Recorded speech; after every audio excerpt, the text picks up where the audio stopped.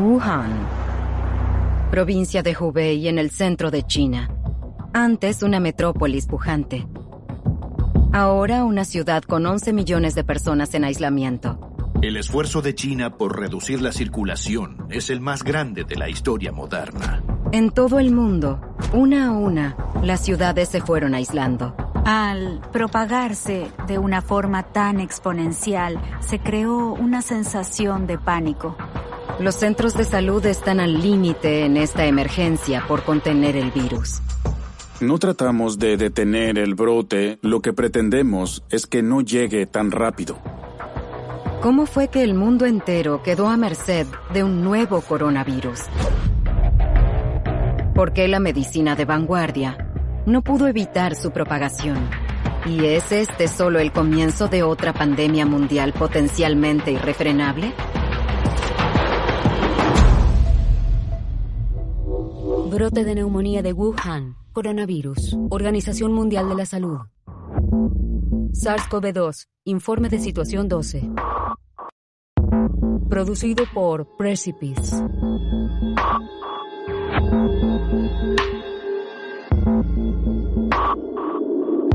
Para CNA.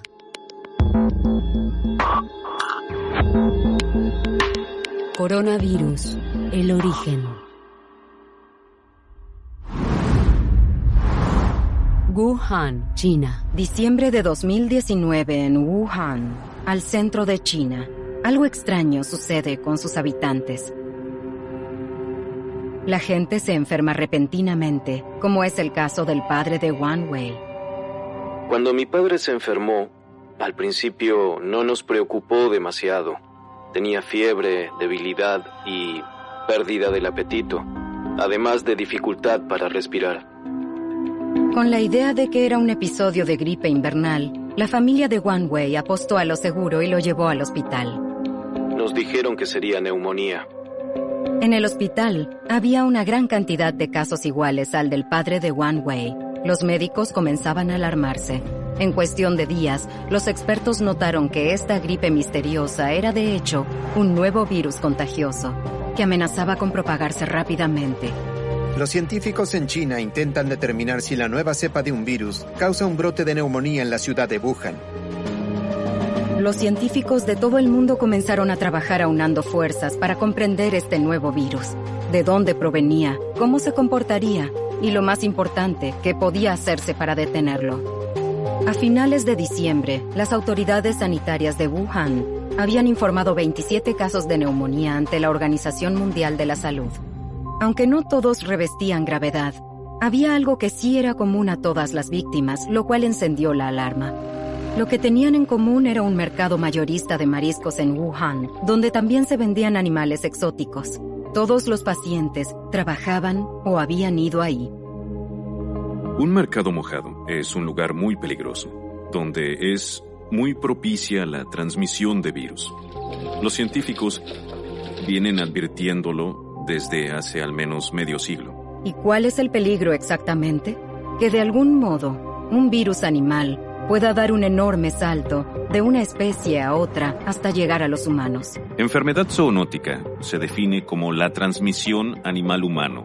En un mercado mojado puede haber más de 100 especies de animales vivos bajo un mismo techo.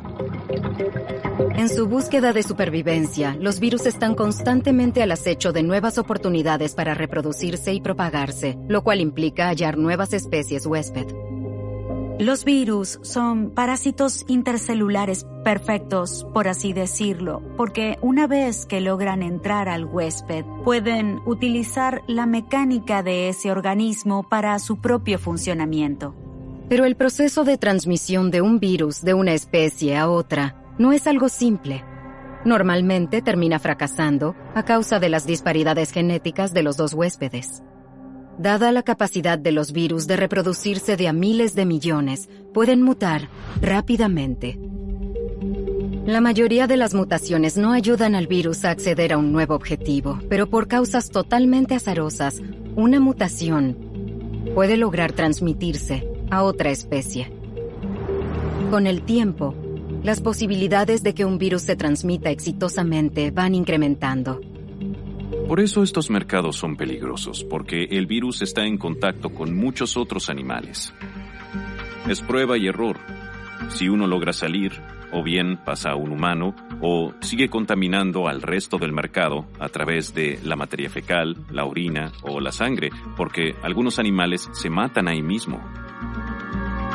Ahí hay mucha sangre, y la gente usa mangueras para limpiarla.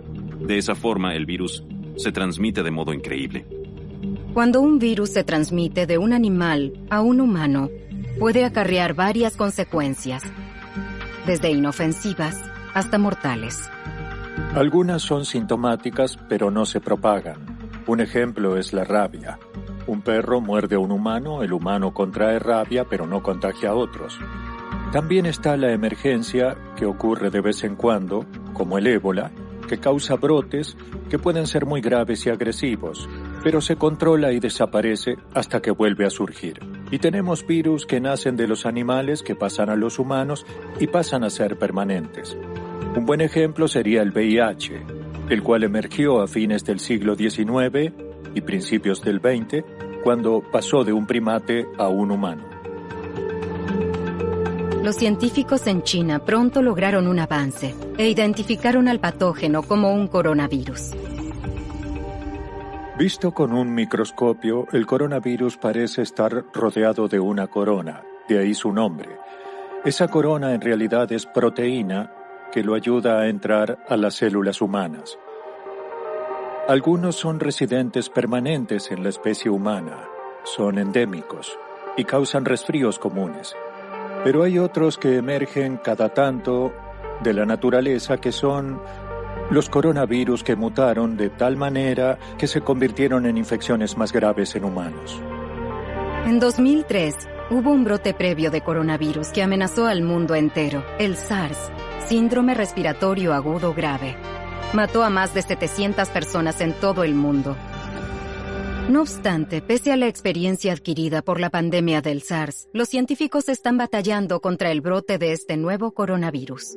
El SARS-CoV-2 parece transmitirse más fácilmente que el SARS y se contagia durante el periodo de incubación, es decir, en ese periodo en el cual la persona se ha infectado pero no ha tenido síntomas aún. Y el SARS no se contagiaba en el periodo de incubación, con lo cual es más fácil de contener. Los expertos que llevan a cabo la investigación del nuevo coronavirus apuntaron al mercado mojado Huangnan. Las autoridades chinas lo clausuraron, y las muestras tomadas allí sugirieron que, al igual que el SARS, el nuevo virus pudo haberse originado en los murciélagos. Los murciélagos son mamíferos únicos. Hay unas 5.000 especies vivas de mamíferos, y ellos son el 20%, uno de cada 5 es un murciélago. Son los únicos mamíferos que pueden volar, y tienen un sistema inmunitario muy singular. Ellos no se enferman con virus. Por suerte, la transmisión de los virus del murciélago al humano es muy poco común y muy difícil. Hoy sabemos que la mayoría de los virus de murciélagos que causan enfermedad zoonótica son transmitidos por otro animal antes de llegar al humano. En Wuhan, la clave ahora era hallar ese eslabón desconocido. Identificarlo podría significar el cese de futuros brotes. Hay muchas conjeturas respecto de este animal X. Hablamos de que lo más probable es que el virus de murciélago se transmitió a un huésped intermediario, al que llamamos animal X. Se ha especulado muchísimo en torno a cuál podría ser ese animal X. Entre los posibles candidatos, algunos sugirieron una serpiente, otros una civeta o hasta un pangolín. La ciencia aún no lo determina, pero Lin Fa Wang está seguro de algo. Se aprende de la experiencia. Pienso que el animal X probablemente sea un mamífero.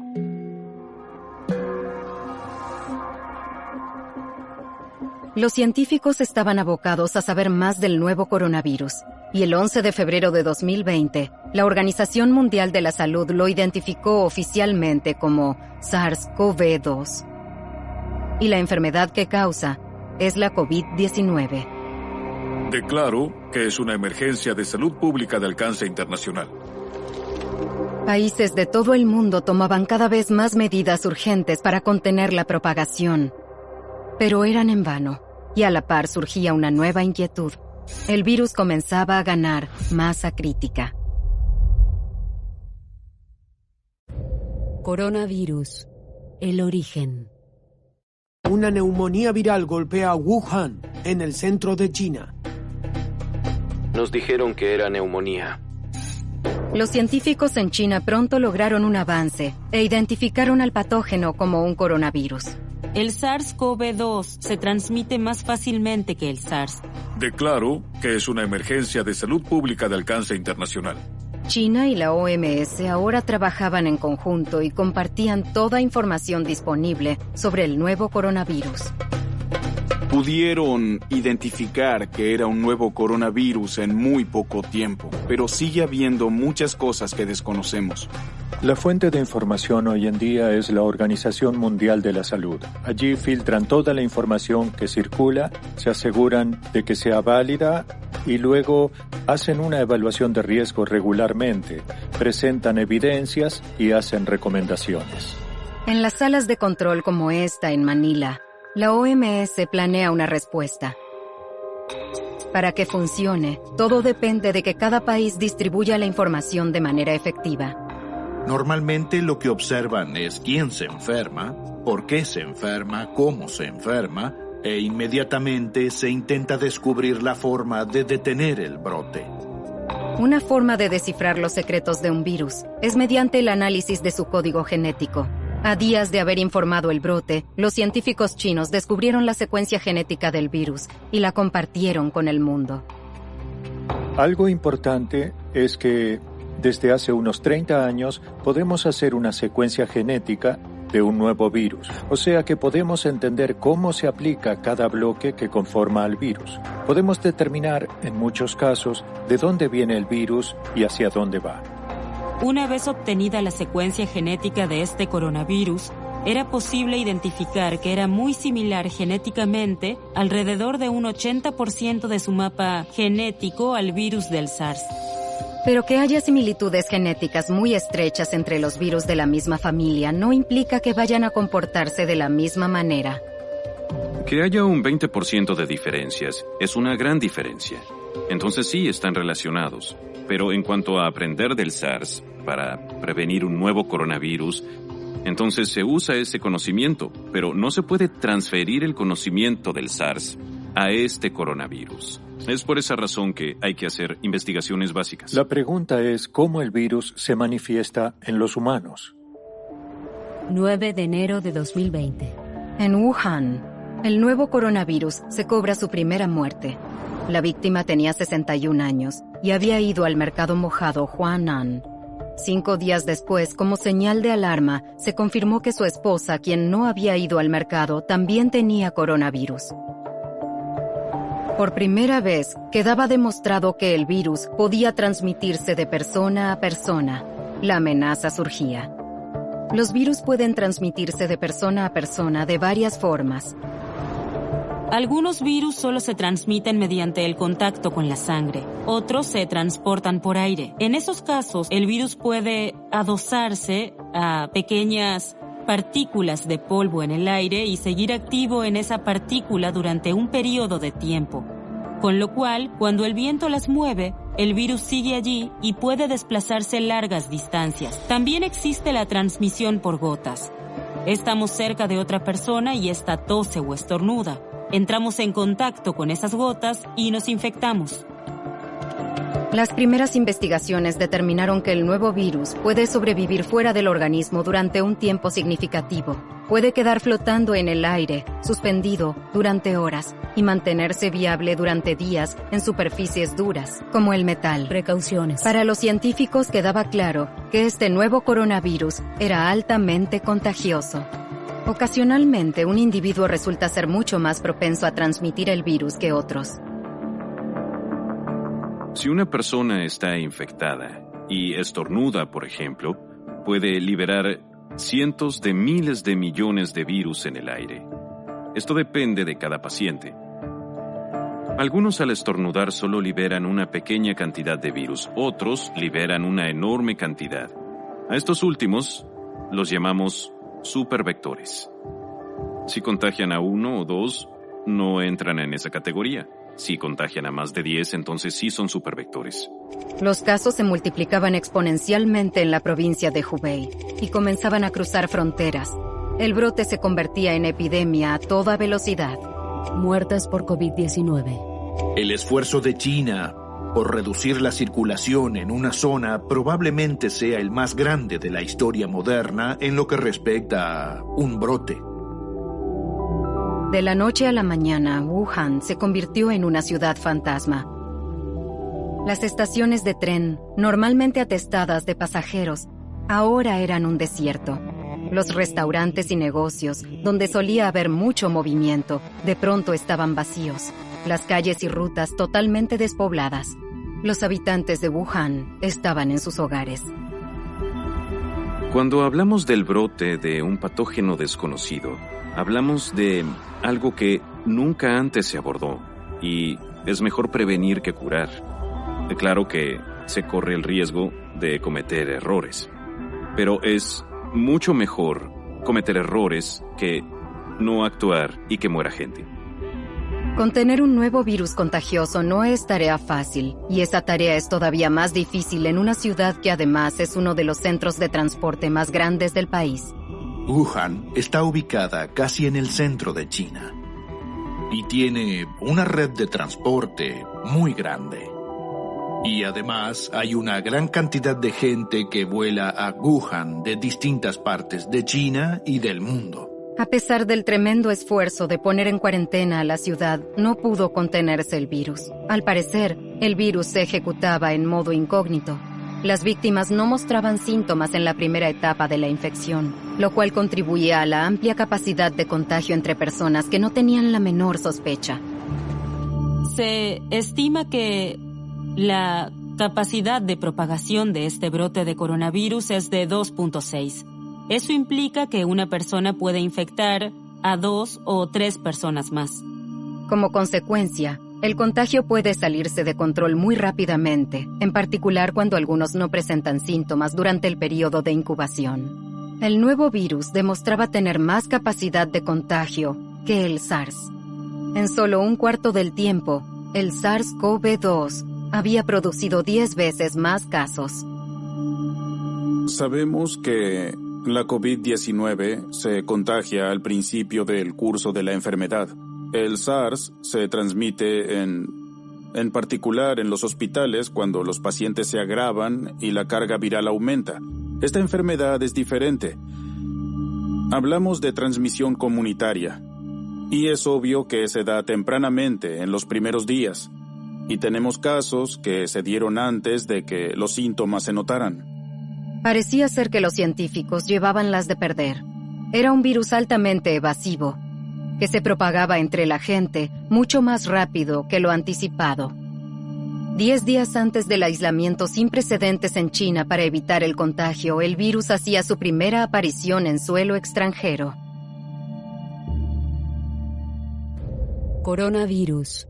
El origen. 9 de enero de 2020. En Wuhan, el nuevo coronavirus SARS-CoV-2 se había cobrado su primera muerte. La víctima, un hombre de 61 años, fue uno de los primeros conglomerados de casos relacionados con el mercado mojado Huanan.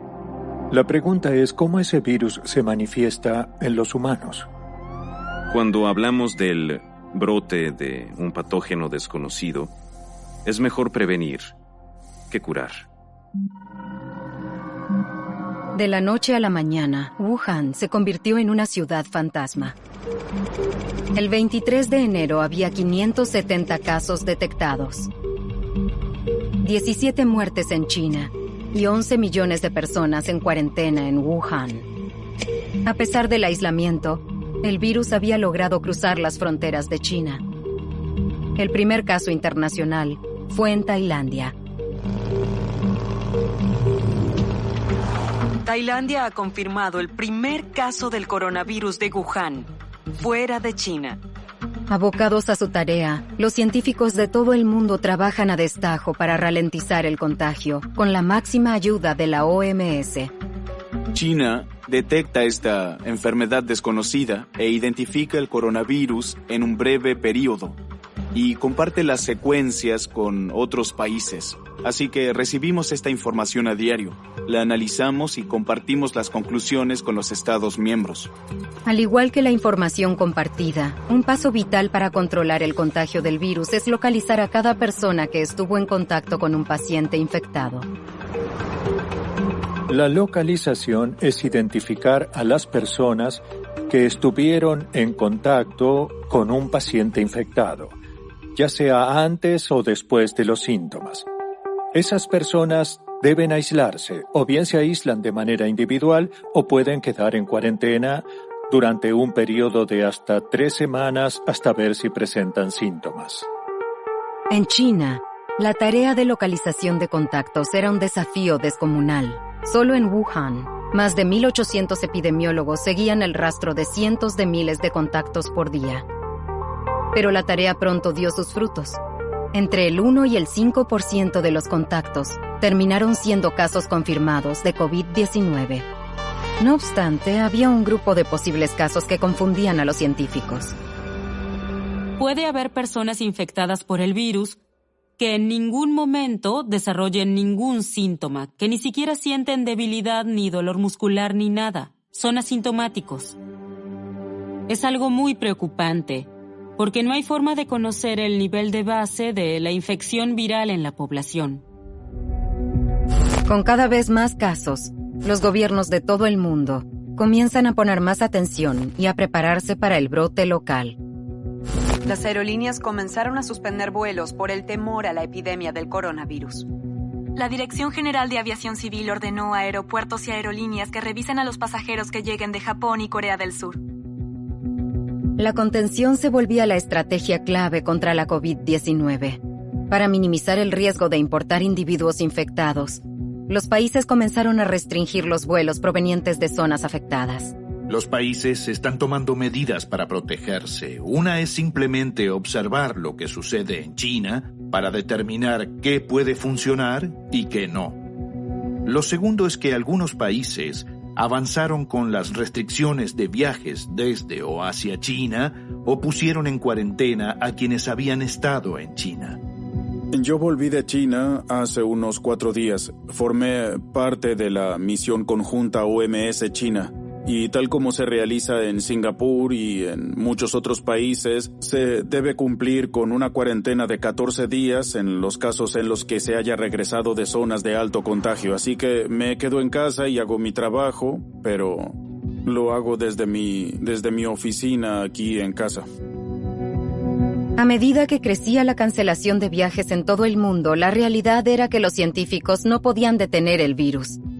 Llegaron a otra conclusión más pragmática. No tratamos de detener el brote, sino que tratamos de que llegue lo más lento posible. Si se da de manera muy abrupta, los centros de salud se verán superados y la tasa de mortalidad aumenta si los centros de salud no dan abasto. La mayoría de los sistemas sanitarios ya operan al límite de su capacidad. Este brote podría sobrepasar esa capacidad. El consejo de los expertos era intentar ganar tiempo. Los hospitales tienen una tarea muy difícil. Tienen que cuidar de los pacientes de manera segura, pero tienen que asegurarse que los trabajadores de la salud estén seguros. Así que necesitan suficientes habitaciones para los pacientes. Se debe contar con medios de transporte seguros, como ambulancias, y se necesita un sistema sanitario hospitalario que cuide a los pacientes de manera segura. En Wuhan, los hospitales se esforzaban para atender al flujo de pacientes. Li Hua, residente de la ciudad, tenía una amiga que se contagió del virus, pero que no recibió ningún tipo de tratamiento. Al principio, cuando tuvo síntomas, fue al hospital y un médico la diagnosticó con la enfermedad, pero no pudieron internarla porque estaban al límite de capacidad, tanto de médicos como de camas en el hospital. La mandaron a su casa en cuarentena. Estamos ante una situación especial en la que los recursos son limitados. Con la atención del mundo entero puesta en Wuhan, las autoridades chinas tuvieron que trabajar todavía más En un esfuerzo sin precedentes, las autoridades construyeron y reacondicionaron 16 hospitales más en cuestión de semanas. Fue gracias a ese esfuerzo que pacientes como la amiga de Li Hua pudieron recibir tratamiento médico. A la semana de haber sido internada, ella ya estaba mejorando.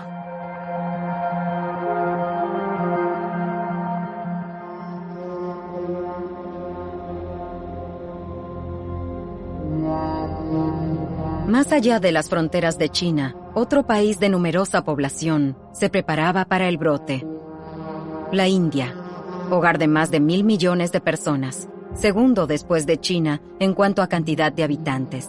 A mediados de diciembre, cuando por primera vez supimos de esta neumonía poco común que se estaba dando en China, reuní un equipo de científicos y les dije que debíamos prepararnos.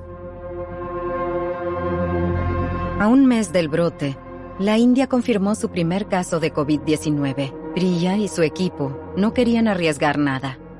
Fuimos los primeros en hacer testeos en todo el país. Los primeros positivos se detectaron aquí. Había llegado otra muestra de un posible caso al laboratorio de Priya. Se conoce como el test PCR. Se toma una muestra del paciente a partir de un hisopado de fauces. El test analiza el material genético en la muestra y busca la presencia evidente de ARN de coronavirus. Y solo toma unas horas saber si el resultado es positivo o negativo. Hasta ahora ha habido una detección molecular del virus, pero ya hay algunos productos detectores de anticuerpos mediante los que se puede detectar la respuesta del anticuerpo a este virus. Y creo que con el tiempo se podría analizar a toda la población. Cultivo viral 1. Si se apunta a los anticuerpos, habría un mejor seguimiento y control de un brote en la población. Pero mientras tanto, muchos científicos dependen del PCR. La muestra en el laboratorio de Priya dio positivo. Es un paso más en la imparable transmisión mundial del virus. Al propagarse de forma tan exponencial, se creó una sensación de pánico. A principios de febrero, el número total de casos confirmados había llegado a los 31.000 en todo el mundo, sumando 638 víctimas fatales. Para peor, incluso adultos aparentemente sanos podían ser víctimas, entre ellos uno de los primeros médicos que señalaron el brote en Wuhan. El perfil que surge de la COVID-19 es que ataca más violentamente a ciertos subgrupos de la población. La mayoría de los muertos son mayores de 60 años, pero hay una cifra menor de personas que en apariencia son sanos, tienen buen estado físico, unos 30 años y también murieron por el virus. Y no queda claro por qué sucede. Pero al haber poco tiempo disponible para estudiar a la COVID-19, seguía habiendo preguntas sin respuestas para los científicos. Por ejemplo, ¿acaso los niños son menos vulnerables al virus? En China, los niños de 9 años o menos solo conforman el 1% del total de los casos. Aún queda por determinar si esto es información certera o si, por ejemplo, la infección en los niños es tan leve que no puede detectarse.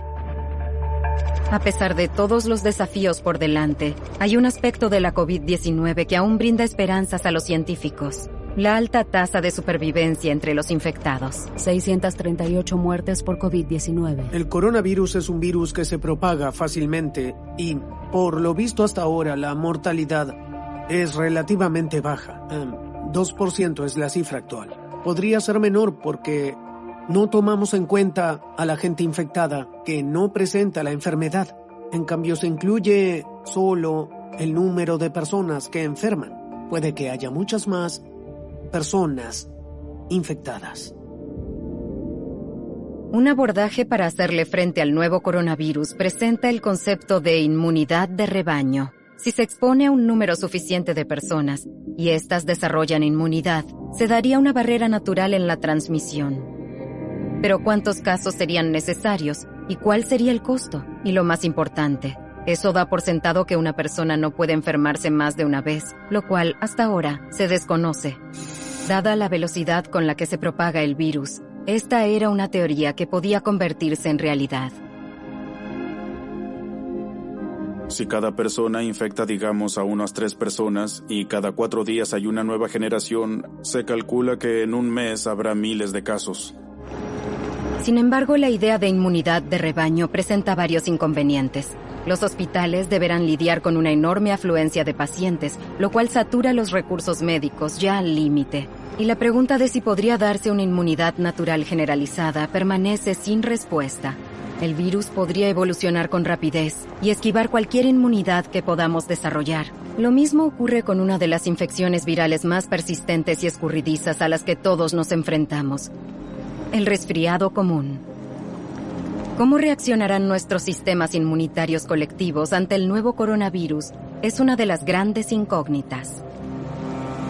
Los humanos no son inmunes a este virus porque nunca estuvieron expuestos a él. Cuando un virus como el SARS-CoV-19 entra en contacto con los humanos, todos están en riesgo. Es diferente con la influenza. Hay antecedentes de inmunidad que aminoran la infección para que no sea tan agresiva, a diferencia de un virus que entra en los humanos por primera vez.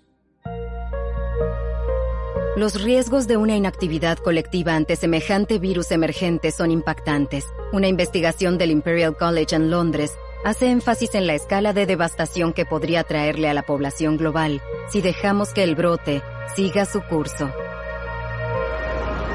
Los investigadores estiman que se podría llegar a la asombrosa cifra de 7.000 millones de infectados y que alrededor de 40 millones morirían por la enfermedad si no se hace algo al respecto. Sin embargo, si se toman medidas drásticas y se reduce el contacto social, esas cifras pueden reducirse enormemente.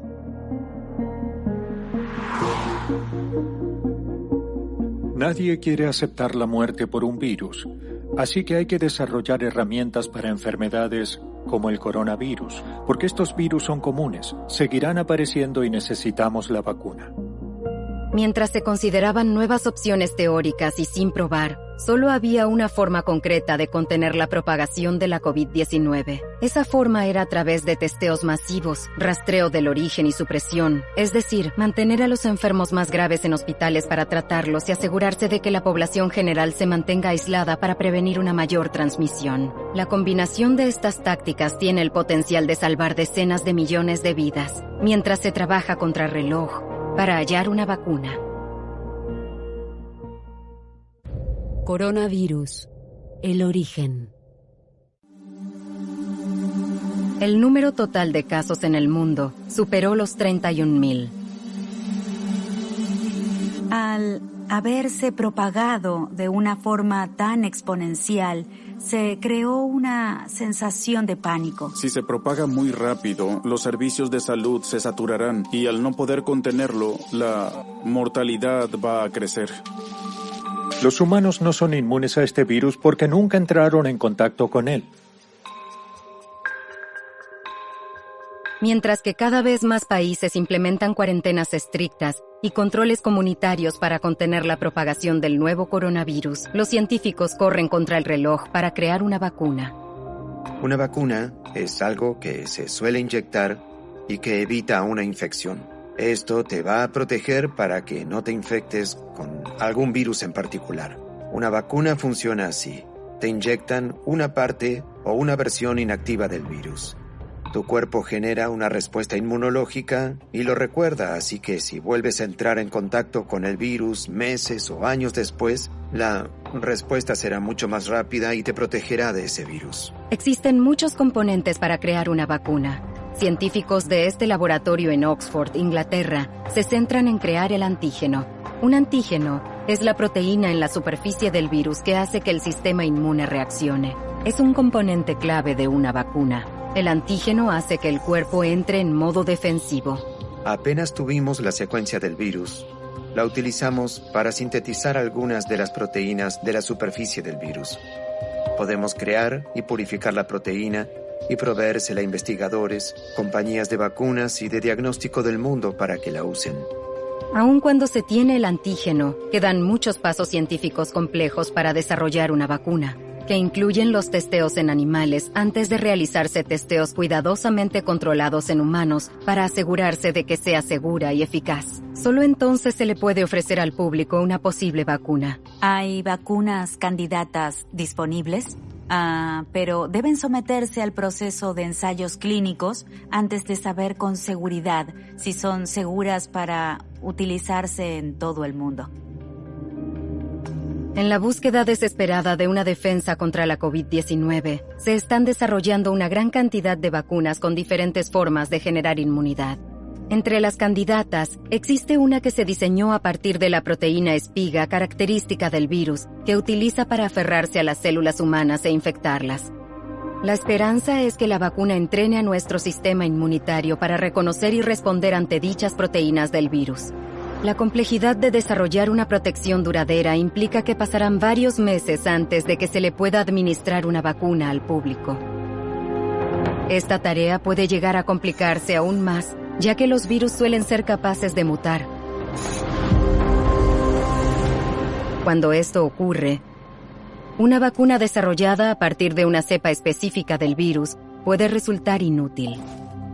Los virus mutan en la naturaleza porque cuando se reproducen cometen un error. Ese error permanece en el ADN y en la genética de ese organismo y continúa en generaciones futuras.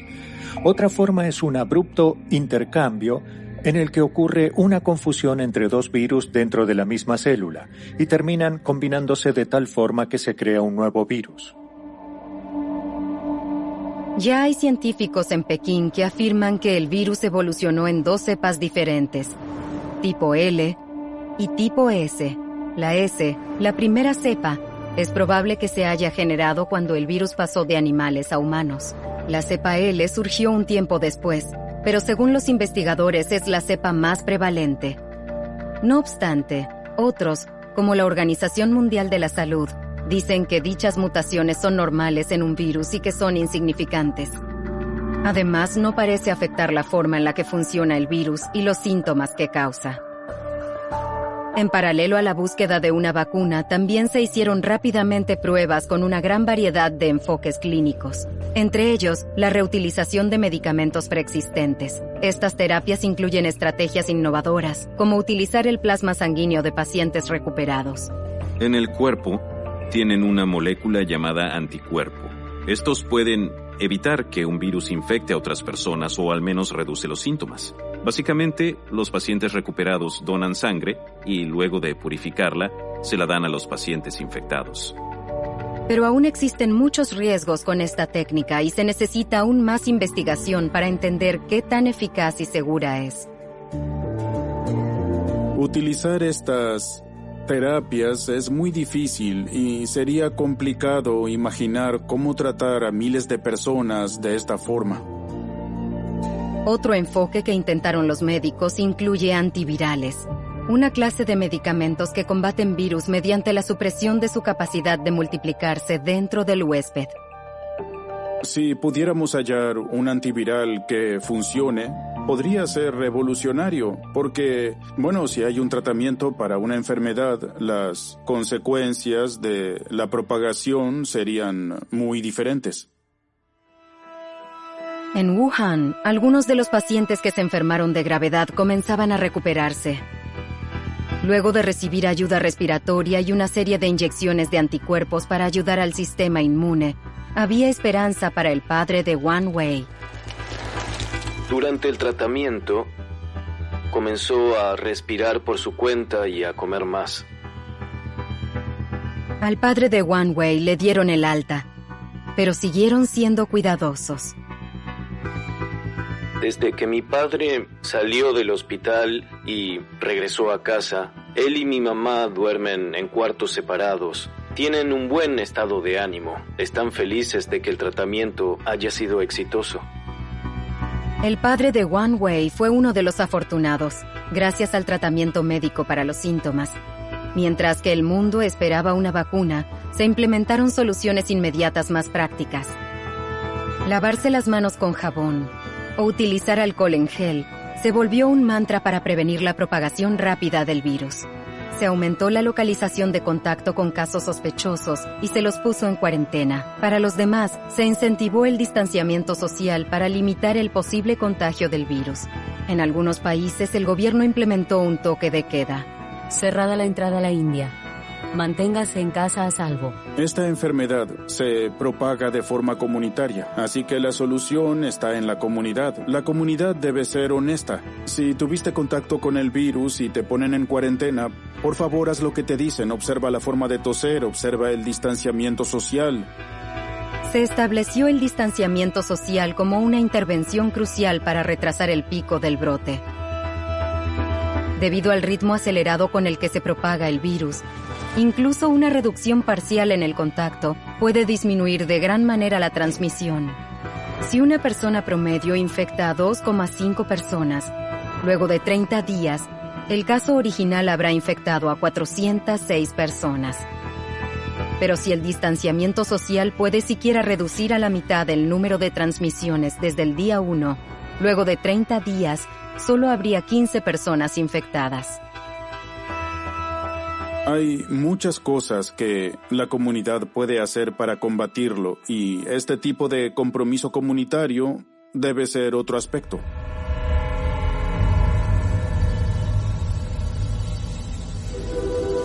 A principios de marzo se alcanzó el punto crítico. El número de casos fuera de China aumentaba más rápido que dentro de China. Daba todos los indicios de ser una pandemia. Cómo se desarrollaría podría verse afectado por las estaciones. En el pasado, los cambios climáticos ayudaron a contener enfermedades. Yo no creo que haya sido el festejo del Año Nuevo Chino el que haya causado el brote. Creo que fue el invierno, las estaciones invernales y la actividad en los mercados mojados.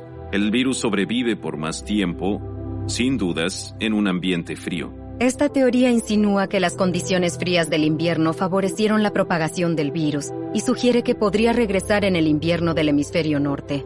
Pero la ciencia es incierta y otros dudan de que el virus dependa del clima.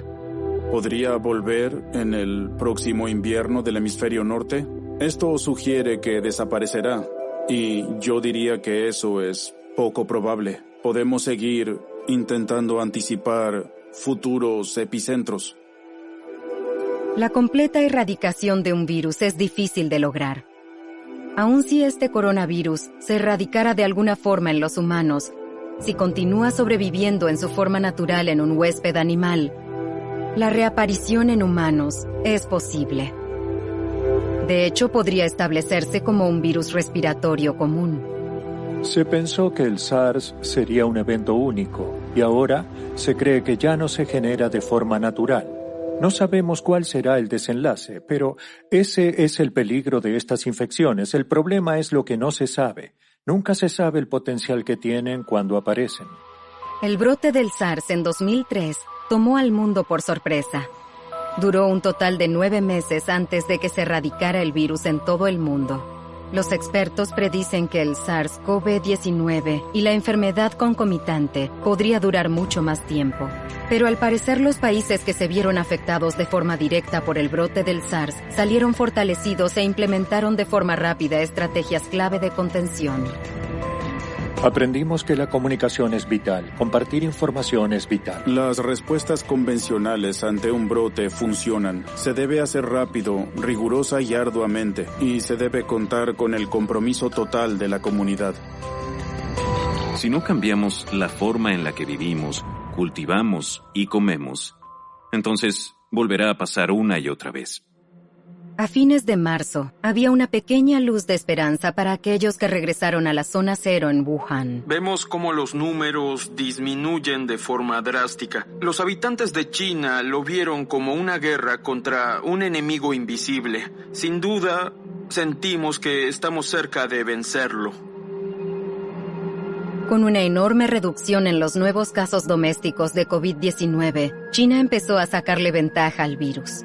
Cuando quedó del otro lado de la batalla, herido, afectado, pero optimista, el país le ofreció su experiencia, ganada con esfuerzo, al resto del mundo, donde la lucha contra el virus recién comienza. Mientras que otros países enfrentan un número de casos aún mayor, China e incluso Wuhan comienzan a volver a la normalidad. Se les permitió a los residentes dejar sus hogares por primera vez en varias semanas y los comercios comenzaron a retomar sus actividades. Es muy liberador, luego de casi 2 meses de cuarentena, siquiera poder salir a caminar por el vecindario. La gente seguirá usando barbijos cuando salga, mantendrá el distanciamiento social porque ahora todos en Wuhan sienten la responsabilidad de no dejar que algo así vuelva a suceder. La ciudad comenzó a reabrirse en forma gradual, mientras el resto del mundo comenzaba una cuarentena. Por ahora parece que las acciones determinantes de China mitigaron la amenaza.